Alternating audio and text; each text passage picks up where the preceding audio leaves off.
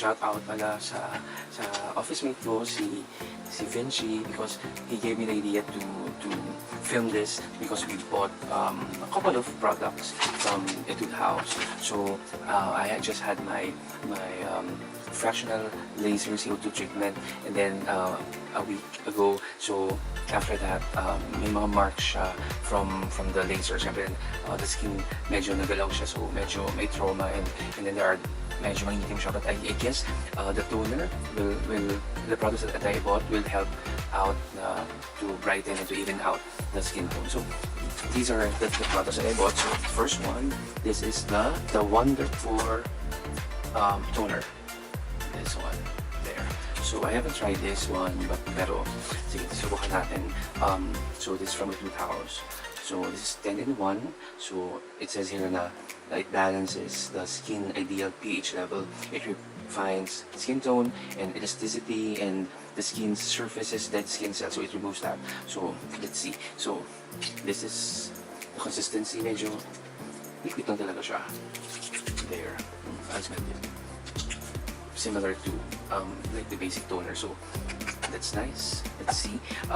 Probably I'll test this for 2 weeks and then I'll give you more feedback on this one. So that's the Wonder Pore toner. And the next one is the Berry AHA Bright Peel. So again, I show something na mag even out in skin ko. So hopefully it will really help na pag-heal ng bruises sa laser treatment ko. So let's open this one. I've test ko siya, naamoy ko na siya, and it's so nice yung amoy. So it's a serum. So after mag toner, you put this and then you can sleep na once you have this toner. I don't have moisturizer yet kasi I need to choose one kung ano yung better for me. But this one, I'll test this. So this is the serum, the peel, pero siguro micro peel lang, and then brighten. So this is with berry, so I believe it's berry. I'm not sure.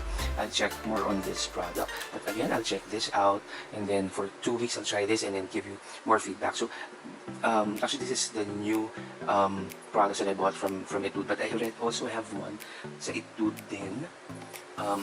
This is the baking powder pore cleansing foam. So I bought this from, I think, sa Shopee.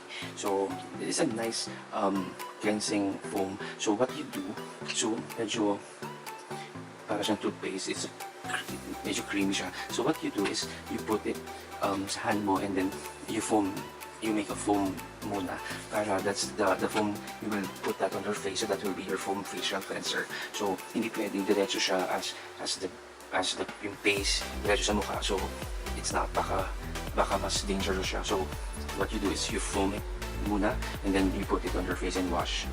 Okay, so let's see again. This is from Etude. These products are from Etude, and then we will check if this really work. This will really work for me. So yun.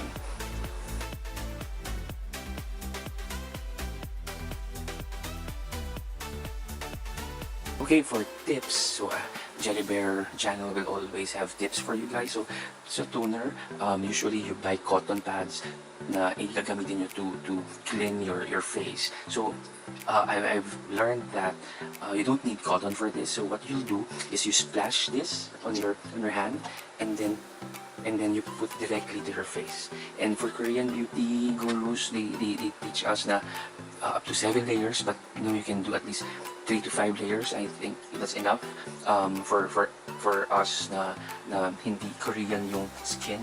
Probably I'm not sure if we need more or less, but I'll try lang at least 3 to 5. So that's tip from Jelly Bear. When you use your toner, you don't need cotton. You apply it on your hand and directly apply it on your face. Okay? Thank you very much. If you like this video, give a thumbs up, subscribe, and I'll make sure that I'll create more videos for you. I'll make sure that I'll review more products. I will show you more on this channel. So again, thumbs up and subscribe. Thank you. Bye bye.